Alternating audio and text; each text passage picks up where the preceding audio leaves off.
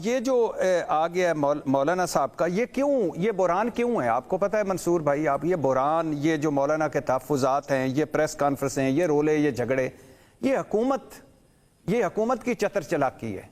یہ حکومت کا اپنا پیدا کردہ بحران ہے، یہ حکومت کا اپنا سارا کچھ ہے۔ آج پھر حکومت جھوٹ بول رہی ہے اور مسلسل جھوٹ بول رہی ہے اور ڈھٹائی کے ساتھ جھوٹ بول رہی ہے۔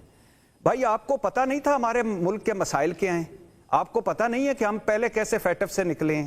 آپ کو پتہ نہیں ہے کہ یہ 29 اگست 2019 میں پاکستان تحریک انصاف اور ان مدرسوں کے درمیان جو ایگریمنٹ ہو چکا ہے، آپ کو پتہ نہیں ہے کہ اس میں جو ہیں مفتی تقی عثمانی، حنیف جالندری، منیب الرحمان، ساجد میر، یاسین ظفر، عبد المالک، مصطفیٰ ہزاروی، ڈاکٹر عطا الرحمان، افضل حیدری اور ڈاکٹر محمد نجفی یہ دستخط کر چکے ہیں اور 18,000 مدارس جو ہیں وہ رجسٹرڈ ہو چکے ہیں۔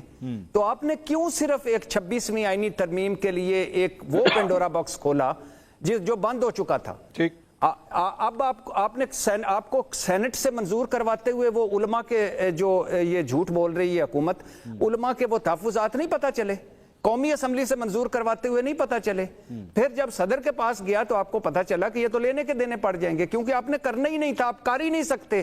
ہم اگلے دن پھر ملک مسائل میں پڑ جائے گا۔ سارے مدارس کو وزارت تعلیم کے انڈر ہونا چاہیے، پتہ چلنا چاہیے کتنے مدارس ہیں، پتہ چلنا چاہیے ان کے فنڈنگ کہاں سے آتی ہے، پتہ چلنا چاہیے ان کے اسٹوڈنٹس کتنے ہیں، پتہ چلنا چاہیے ان کا نصاب کتنا ہے، پتہ سارا کرنا چاہیے کتنا۔ حکومت نے بحران پیدا کیا یہ، چونکہ 26ویں آئینی ترمیم کو مولانا کی سپورٹ چاہیے تھی، اس لیے ہر چیز مان لی۔ اب الٹا پڑ رہا ہے، اب ان کو نہیں مان رہے، اب مولانا صاحب آ گئے، وہ کہتے ہیں کرو، تو پھر اب کرنا پڑے گا۔ یہ کوئی تک بنتی ہے؟